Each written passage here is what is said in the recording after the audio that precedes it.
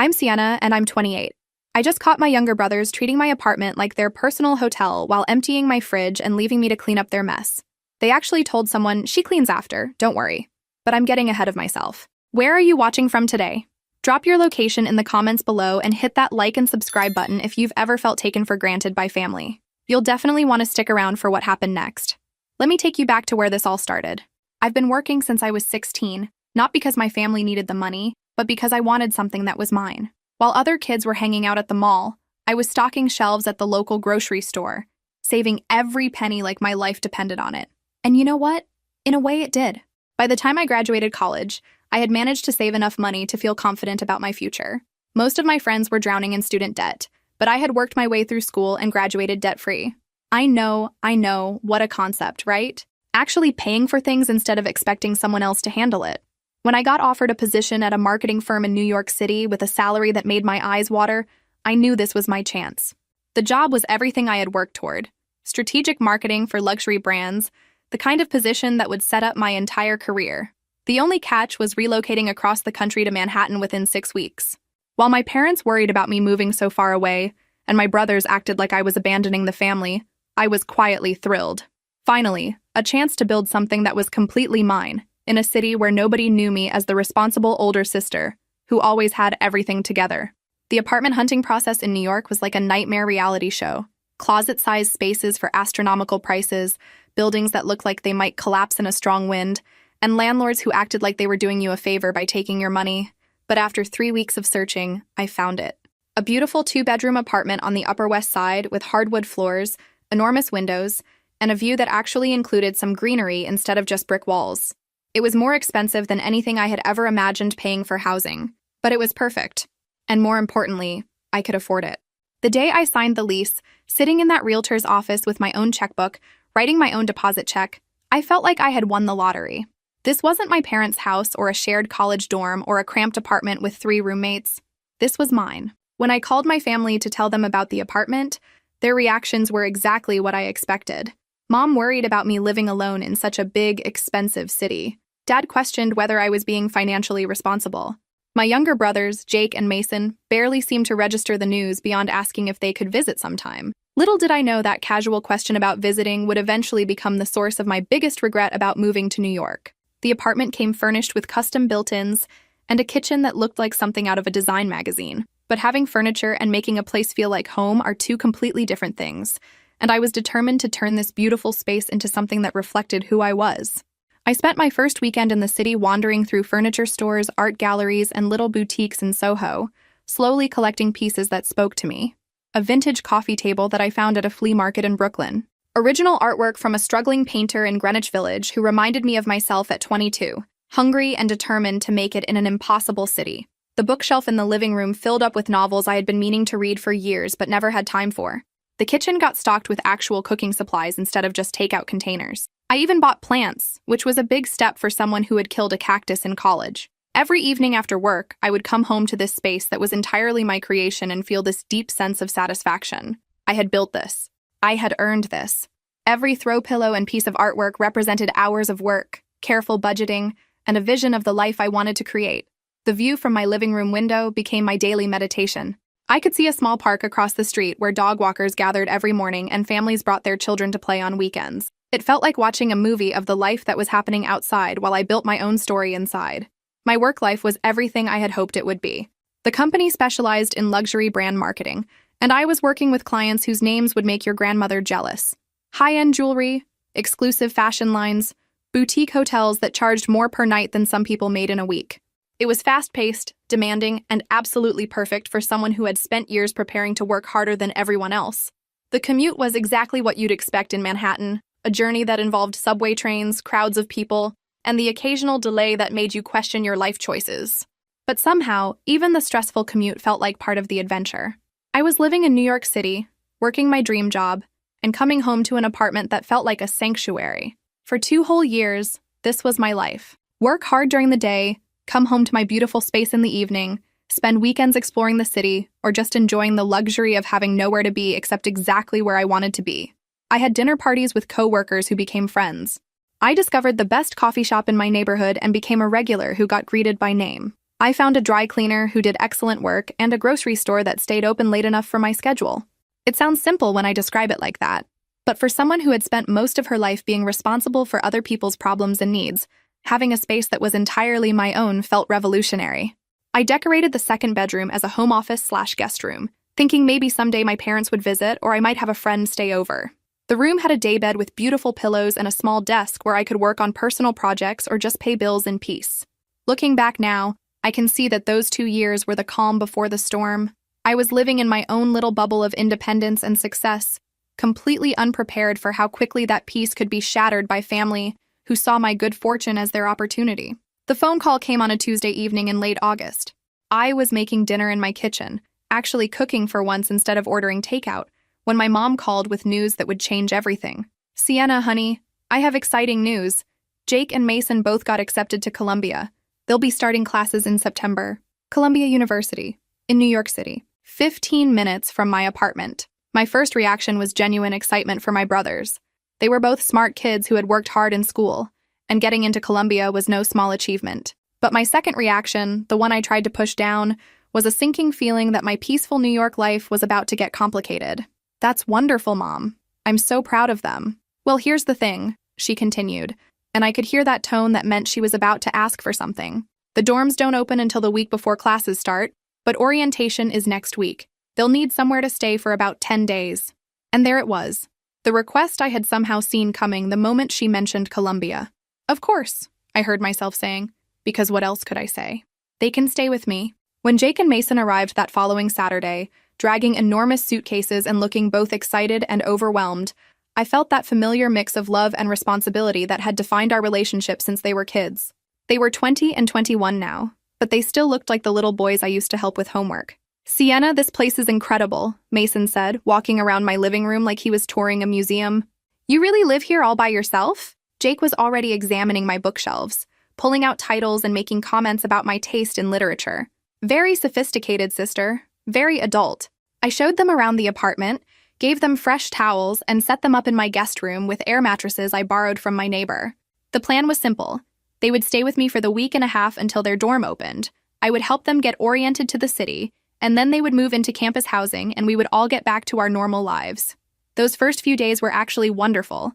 I took time off work to show them around Manhattan. We went to museums and restaurants, and we spent evenings in my living room watching movies and talking about their excitement for starting college in the city.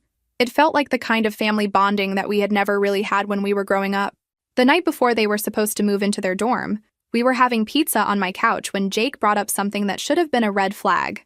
"You know, Sienna, this apartment is so much nicer than the dorm is going to be, and so much quieter." "Well, dorm life is part of the college experience," I said. "You'll love it once you get settled." "But what if we needed to come here sometimes? Just to study or get away from the chaos?" Mason jumped in. "Yeah, like on weekends when there are parties and we need somewhere quiet to work on papers." And because I loved them, and because I remembered how stressful college could be, and because I genuinely wanted to help them succeed, I made the decision that would eventually lead to me questioning every boundary I had ever set. "Of course," I said, reaching for my keychain. "Here, take copies of the keys. You can come here whenever you need a quiet place to study." The look of relief and gratitude on their faces made me feel like the best big sister in the world. What could go wrong with letting my hard-working little brothers use my apartment as a study space? Famous last words, right? The first few weeks after Jake and Mason moved into their dorm were exactly what I had expected. They would text me occasionally, stop by on Sunday afternoons to do laundry, and sometimes show up on Friday nights to crash after a long week of classes. I didn't mind the extra laundry or the fact that they ate most of my groceries when they visited. It felt good to be helpful. And honestly, it was nice to have some family around after 2 years of living completely on my own. The first real sign that things were shifting came on a Thursday evening when I got home from work to find Jake and Mason in my living room with a girl I didn't recognize. They were sprawled across my couch with textbooks and laptops everywhere, clearly in the middle of some kind of study session. "Oh, hey, Sienna," Jake said without looking up from his computer. "This is Rebecca from our economics class. We're working on a group project." Rebecca waved from her position on my floor where she was surrounded by research papers. "Thanks for letting us use your place. Jake said you wouldn't mind." I smiled and said of course it was fine, but something about the casual way Jake had made that assumption bothered me. When had we moved from, "Can we use your apartment to study," to "Jake said you wouldn't mind"? Over the next few weeks, the visits became more frequent and less predictable. I would come home to find evidence that they had been there. Dishes in the sink, different food missing from my refrigerator, towels left on the bathroom floor. Sometimes they were still there when I got home. Sometimes they had already left. The bathroom situation was what really started to annoy me. I would wake up in the morning to find wet towels thrown on the floor, toothpaste splatters on my mirror, and my shower clearly used by people who didn't live there. When I mentioned it to Mason, he apologized and promised to be more careful, but nothing really changed. Then there were the groceries. I had gotten into a routine of shopping for myself on Sunday mornings, buying exactly what I needed for the week. But I started having to make midweek grocery runs because things I had planned to cook for dinner were mysteriously missing. "Sorry, Sienna," Jake said when I asked about the missing sandwich meat and cheese. "We got hungry after studying and didn't think you'd mind." The thing is, I didn't really mind sharing food with my brothers. What bothered me was that they never asked first, never replaced what they took, and never seemed to consider that I might have been planning to use those ingredients for something specific. But the real turning point came on a Saturday morning when I woke up to find 3 people I had never met before asleep in my living room. Apparently, Jake and Mason had decided to have a small study group the night before that had turned into people just spending the night. When I walked into my kitchen to make coffee, trying to step quietly around sleeping strangers in my own home, I found my sink full of dirty dishes and my trash overflowing with empty beer bottles and pizza boxes. "Jake," I said, shaking my brother awake, "we need to talk." He sat up, rubbing his eyes, looking genuinely confused about why I seemed upset. "What's wrong?" "There are people I don't know sleeping in my living room, and my kitchen looks like a tornado hit it." "Oh, that. Sorry, the study group just kind of turned into a hangout. We'll clean up before we leave." But they didn't clean up before they left. Not really. They took the pizza boxes to the trash and put the dishes in the dishwasher, but they didn't wipe down the counters or pick up all the bottle caps that had somehow ended up scattered across my floor. I spent my Saturday morning cleaning my own apartment after people I didn't know had made themselves at home in my space. That should have been when I set clearer boundaries.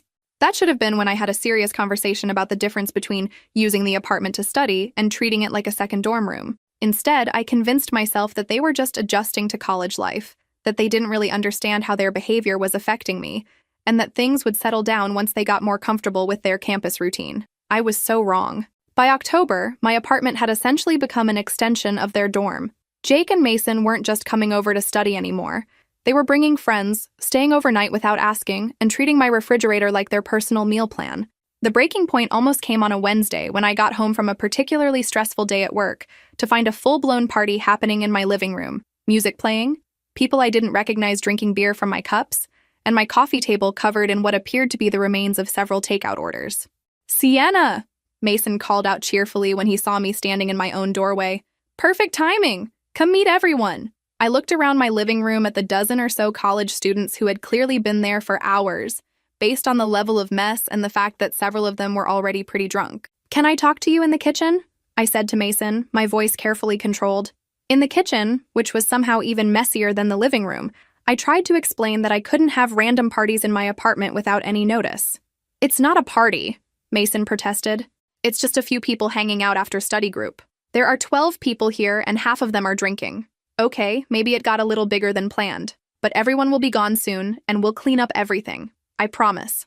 The promise to clean up everything turned out to mean putting the empty bottles in recycling and loading the dishwasher. The sticky spots on my hardwood floors, the ring stains on my coffee table, and the mysterious smell coming from my bathroom were apparently not part of everything. I started finding evidence of their visits even when I wasn't there to witness them. My expensive shampoo would be nearly empty after being full the day before.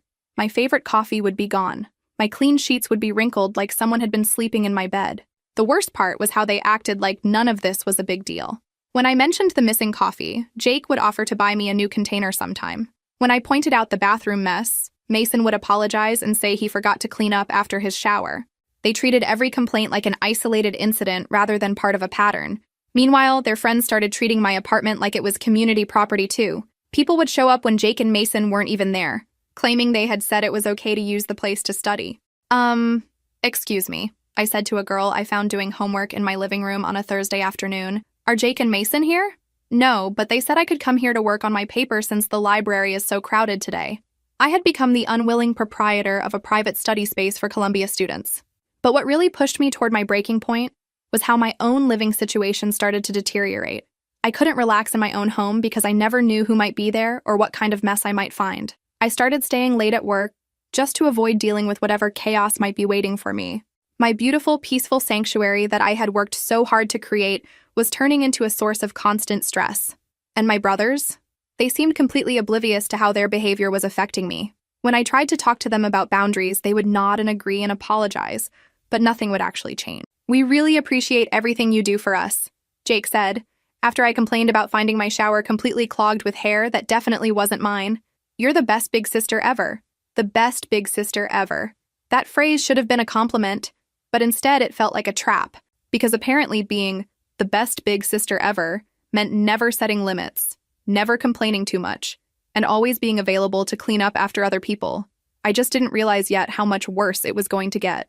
The end came on a Tuesday morning in November that started like any other weekday. I had set my alarm for 6:30, planning to shower and grab breakfast before heading to work for an important client presentation. But as I was getting dressed in my bedroom, I heard voices coming from my living room. Male voices and at least one female voice, talking quietly, but clearly not trying to be silent.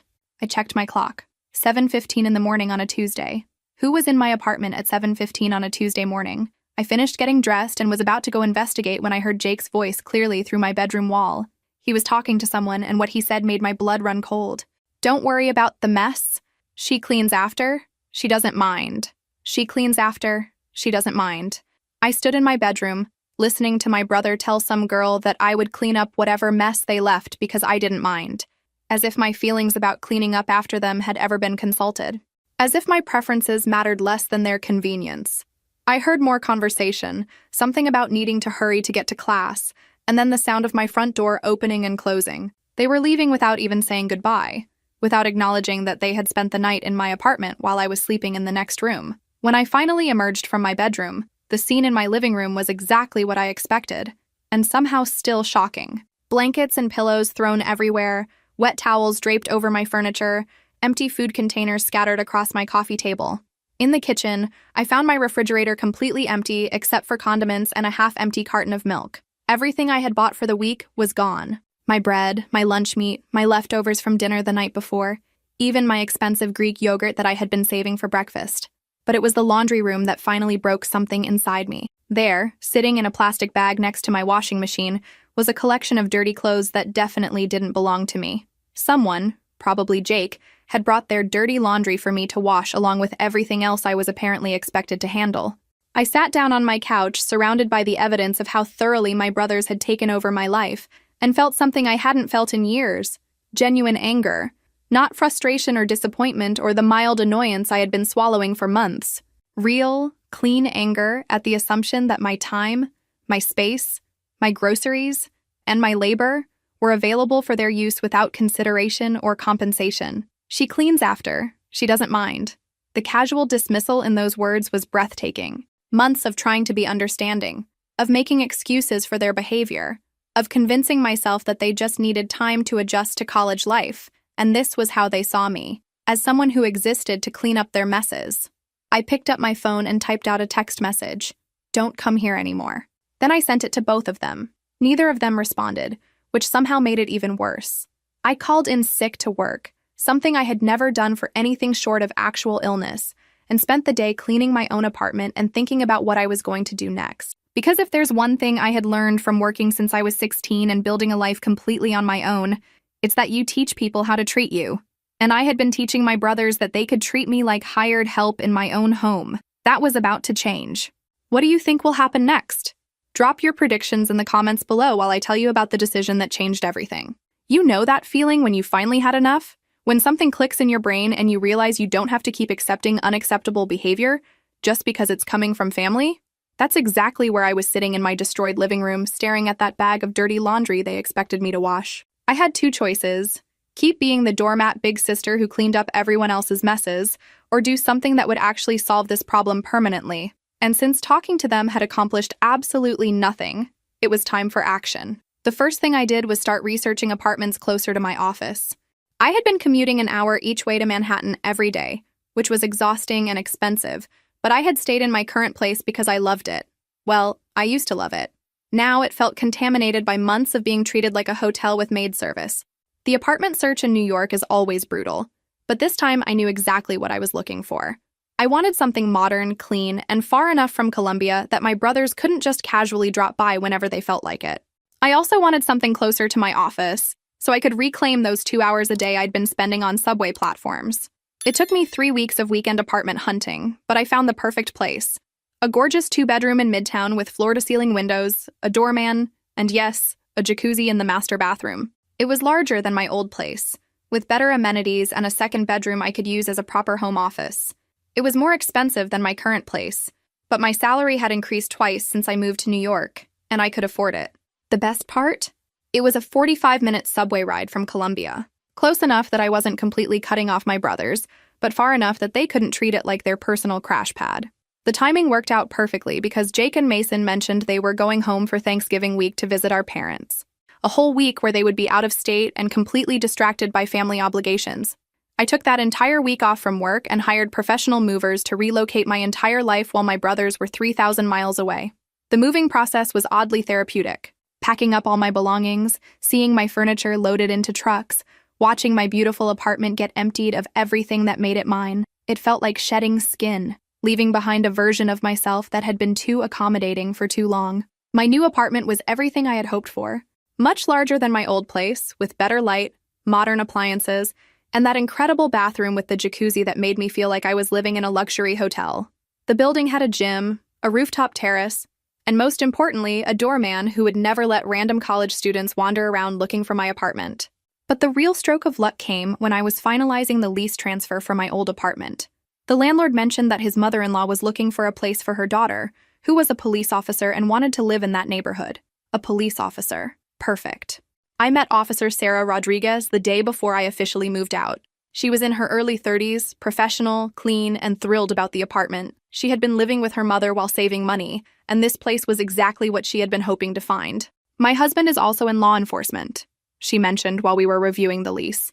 He's a detective. We've been looking for a place in this area for months. Even more perfect. Sarah and her detective husband moved in the same week I moved out, which meant there was zero overlap between my brothers having access and new tenants taking over. It was seamless, professional, and exactly what I needed. I spent my first weekend in my new apartment just enjoying the peace. No unexpected visitors, no mysterious food disappearing, no wet towels on my bathroom floor. Just me, my beautiful new space, and the satisfaction of knowing I had solved my problem without having to have another useless conversation about boundaries. The apartment was close enough to my office that I could walk to work on nice days. I had extra time in the mornings and evenings because my commute had been cut in half. I could actually use my kitchen for cooking instead of constantly restocking groceries that disappeared overnight. For the first time in months, I felt like myself again. I didn't tell Jake and Mason about the move while they were visiting our parents. They had their phones, they could have called or texted, but they were apparently too busy enjoying being home to check in with their big sister, which was fine with me because it gave me time to get fully settled before they returned to New York and discovered that their personal hotel had suddenly changed ownership. My new life was better in every way. Better apartment, shorter commute, more free time, and most importantly, complete control over who had access to my space. I was finally ready to see how they would handle the reality of their actions having consequences. When Jake and Mason returned from Thanksgiving break, it took them 3 days to realize something had changed. 3 whole days, which tells you exactly how much they had been thinking about me while they were gone.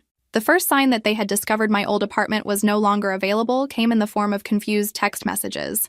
Jake: "Hey, my key isn't working. Are you home?" Mason: "Did you change the locks or something? I can't get in." I was sitting in my new living room, enjoying my morning coffee and the incredible view from my floor-to-ceiling windows when those messages came through, and I felt absolutely no guilt about ignoring them. An hour later, my phone started ringing. Jake first, then Mason, then Jake again. I let every call go to voicemail. Finally, around noon, Mason sent a text that actually made me laugh out loud. "Sienna, seriously, what's going on? There are strangers in your apartment." Strangers in my apartment. As if Sarah and her husband were trespassing instead of legal tenants paying rent to live in their own home. I waited until evening to respond, keeping my message simple. "I moved. I told you both not to come there anymore." The explosion of phone calls and texts that followed was immediate and predictable. "What do you mean you moved? Where are you living now? Why didn't you tell us? We need to talk." And my personal favorite from Jake: "This is really immature, Sienna. Immature. Because taking control of my own living situation after months of being treated like hired help was immature. but assuming you have unlimited access to someone else's home without asking was perfectly reasonable adult behavior. I turned off my phone and spent the evening setting up my home office in the second bedroom, which had perfect natural light and enough space for a proper desk setup. The silence was blissful. The next morning, I had 17 voicemails and 43 text messages. Instead of listening to them or reading through the digital tantrum, I blocked both of their numbers. Not permanently, just temporarily. I needed some space to enjoy my new life without constant harassment about how unfair I was being for not wanting to provide free housing and maid service to two grown men. Work became my sanctuary in a different way than it had been before. Instead of staying late to avoid chaos at home, I was excited to get home to my peaceful apartment where everything was exactly as I had left it. I joined a gym near my office and started taking evening yoga classes. I cooked elaborate dinners just because I could, knowing that all the ingredients would still be there when I wanted them. I invited coworkers over for wine and conversation in my beautiful living room that stayed clean after guests left. It was the life I had always wanted but hadn't been able to fully enjoy while my apartment was essentially a satellite dorm for Columbia University. 2 weeks after blocking their numbers, I got a call from my mother. "Sienna, honey, the boys are very upset. They say you moved without telling them and now they don't have anywhere to go when they need to get away from campus." There it was. They had called in parental reinforcement. "Mom," I said calmly, "I told them not to come to my apartment anymore. They chose not to take that seriously. But sweetheart, they're your brothers. Family is supposed to help each other. Help goes both ways, Mom. When's the last time they helped me with anything?" The silence on her end told me she couldn't actually answer that question. "They're just kids trying to get through college," she said finally. "They're 20 and 21 years old, which makes them adults who can figure out their own housing situations. Sienna, I really think you're being too harsh. Can't you just give them your new address so they can apologize properly?" And there was the real reason for her call. They wanted my new address. "No, Mom, I can't. Have a good day." I hung up before she could argue further. The truth was, I missed my brothers. I missed the good parts of our relationship, the movie nights and conversations about their classes, and the feeling of being helpful to people I loved. But I didn't miss being taken for granted, and I wasn't willing to go back to that dynamic just because they were upset about facing consequences for their behavior. My new apartment was everything my old life hadn't been: peaceful, clean, and entirely under my control. I wasn't going to give that up just because admitting they'd been wrong was apparently too difficult for my brothers to handle. Christmas break came and went without a word from Jake or Mason, which should have been my first clue that they were planning something dramatic instead of actually reflecting on their behavior. But I was too busy enjoying my life to pay attention to the warning signs. My new routine was everything I had dreamed of when I first moved to New York. I woke up in my beautiful bedroom with sunlight streaming through huge windows. I made coffee in my pristine kitchen and actually had time to drink it while reading the news. My commute was short enough that I could stop for good coffee on the way to work without being late. Evenings were mine again. I cooked elaborate meals, took long baths in my incredible jacuzzi, and fell asleep in complete silence instead of wondering who might show up in my living room overnight. I had started dating someone from work, Michael, who was amazed by my apartment and couldn't understand why I had waited so long to move closer to the office. I didn't tell him about my brother's situation because it was embarrassing to admit how thoroughly I had let my family take advantage of me. The new year brought a promotion at work and a salary increase that made me feel even better about my expensive new rent. I was thriving professionally, personally, and financially. Everything in my life was finally aligned exactly the way I wanted it, which is why I should have known something was going to go wrong. The first weekend of February, I was deep asleep in my amazing new bed when my phone started ringing at 2 a.m. Unknown number, which usually means either emergency or drunk dial, and unfortunately, it was both. "Ma'am, this is Officer Williams with the NYPD. We have 2 individuals in custody who list you as their emergency contact, Jacob and Mason." I sat up instantly, my heart racing. "Are they hurt? What happened?" "They're unharmed, but they've been arrested for breaking and entering, and both have been charged with driving under the influence.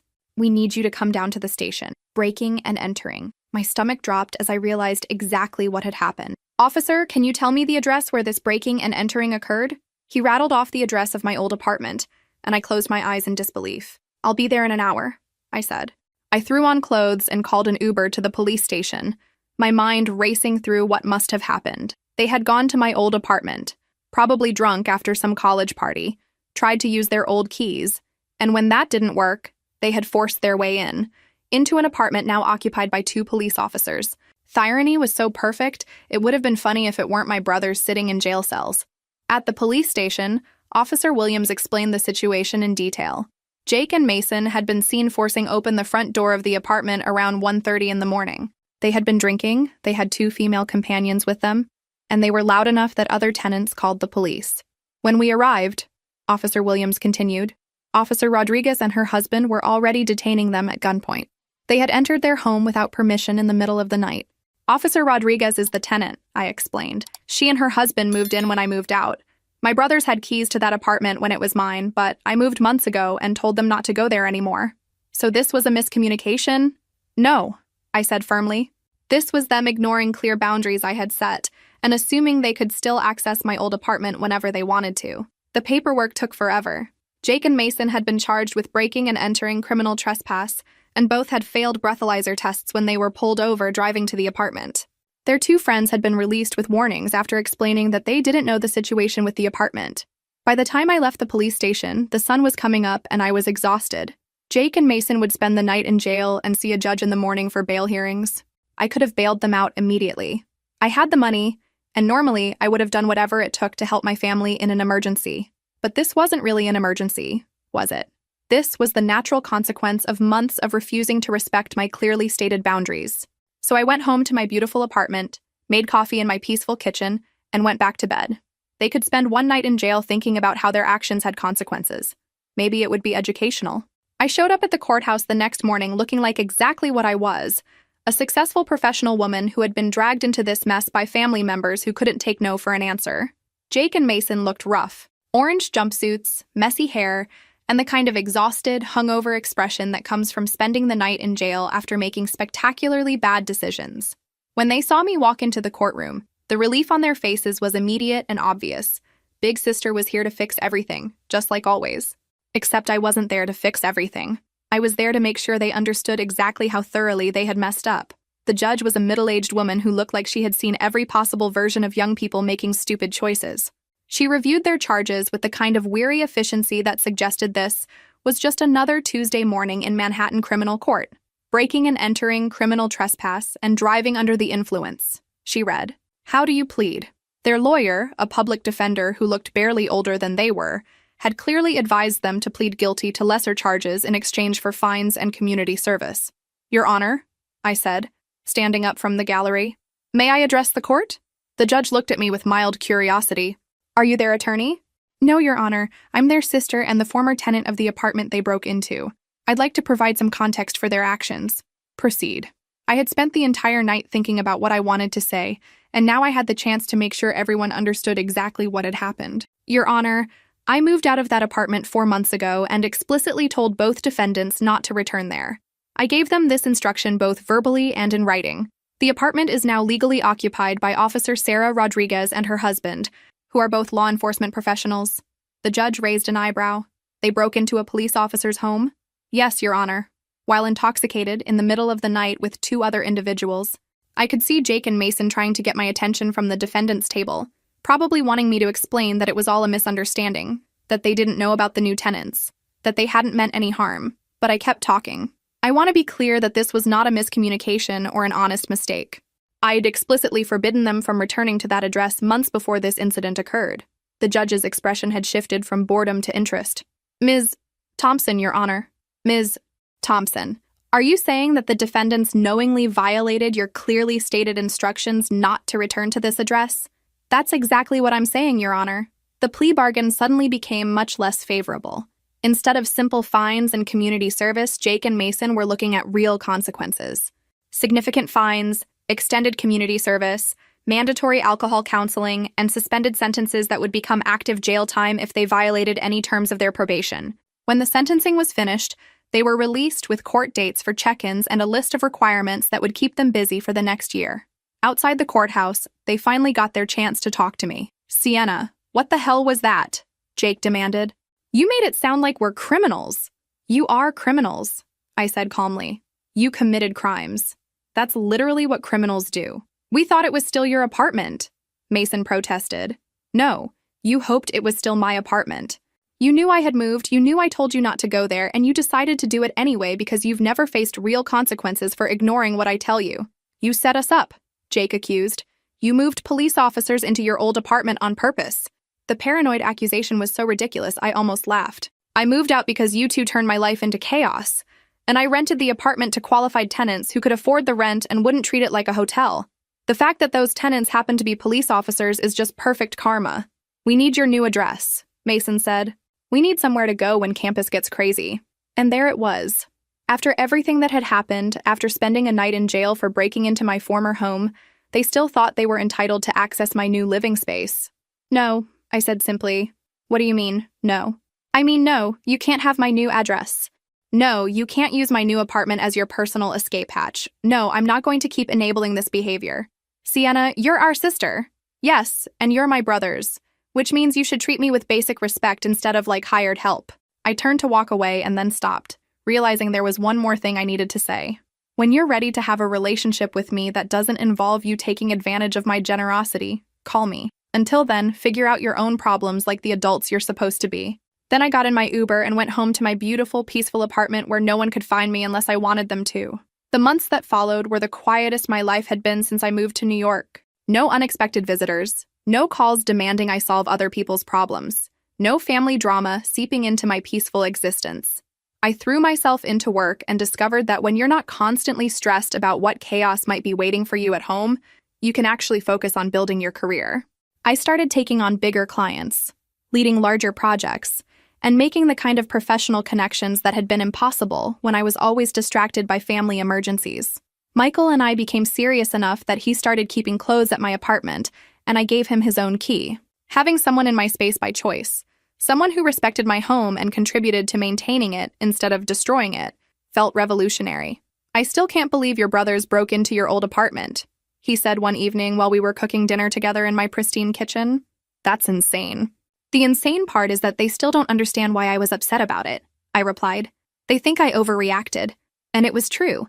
The few messages I had received from my parents made it clear that Jake and Mason had spun the story to make me look like the unreasonable one. According to their version, they had made an innocent mistake, and I had vindictively pressed charges against them. The fact that they were now dealing with real consequences for the first time in their lives was apparently all my fault.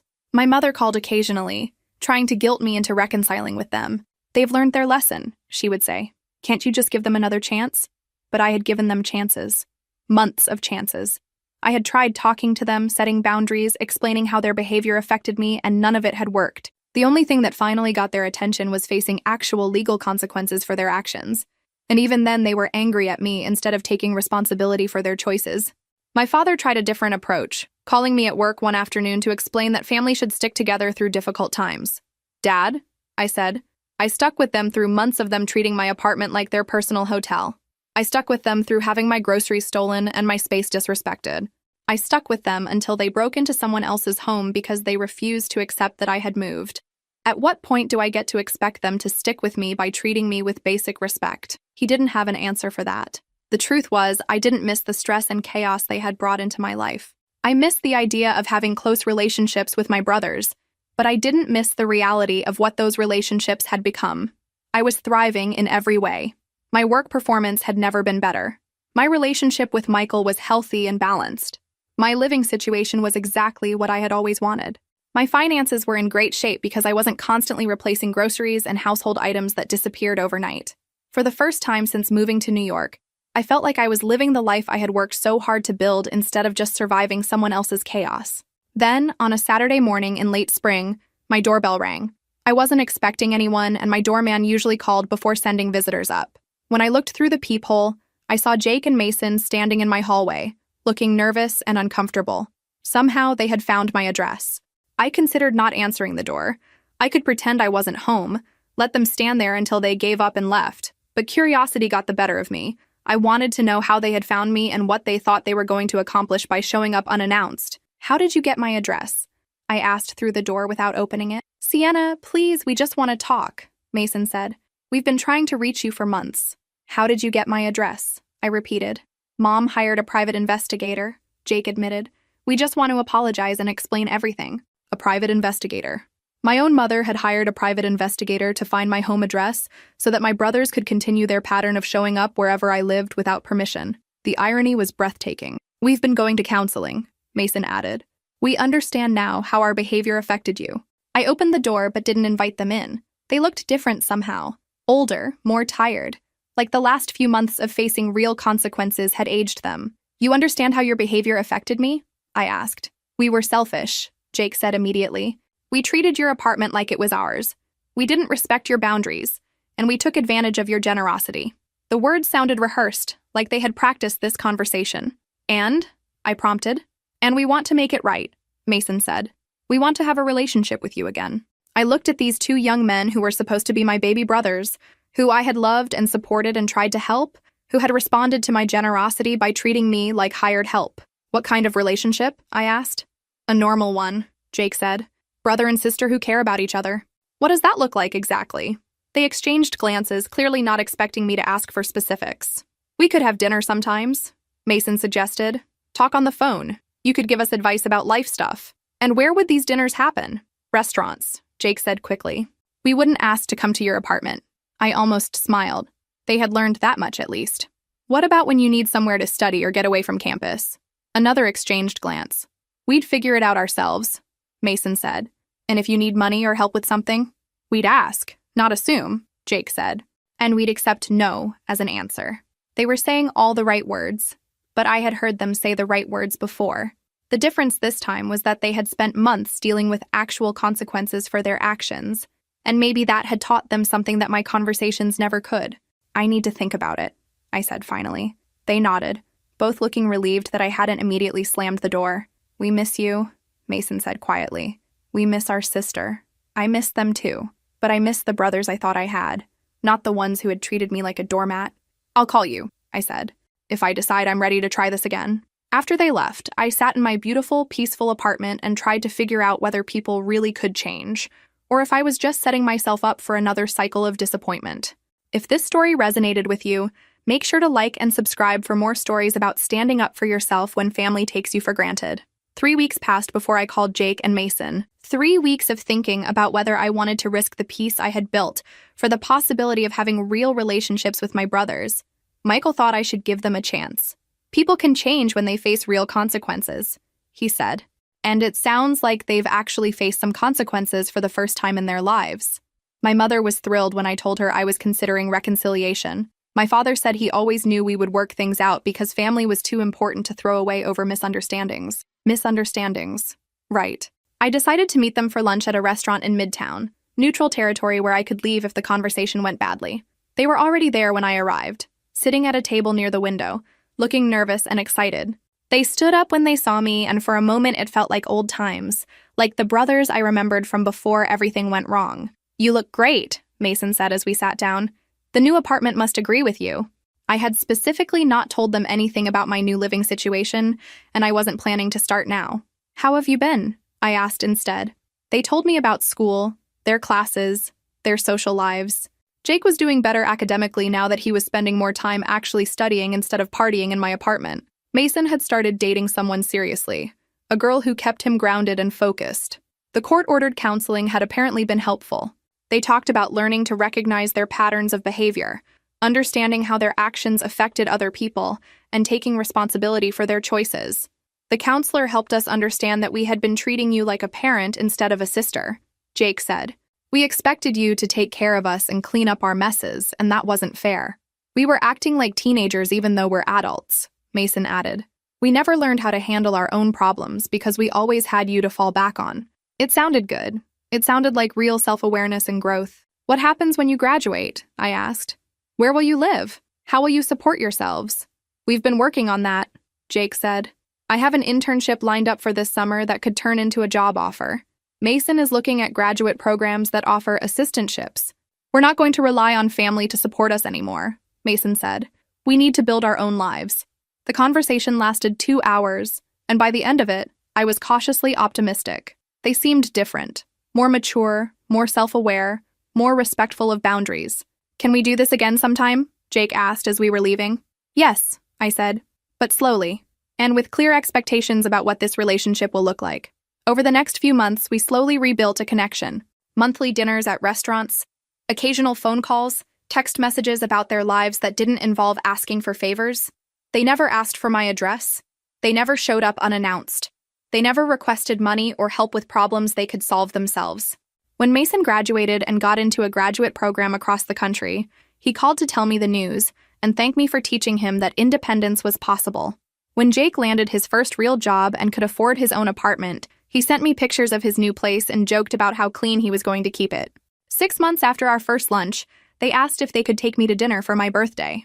"Our treat," Jake said, "to thank you for giving us another chance." We went to a nice restaurant in Brooklyn, and they presented me with a gift that made me cry. A framed photo of the three of us from years ago, with an inscription that read, "To the sister who loved us enough to let us grow up. Thank you for teaching us that actions have consequences, and that family means treating each other with respect. We know we can never fully make up for how we treated you," Mason said, "but we want you to know that we learned from it, and we're better people because you held us accountable."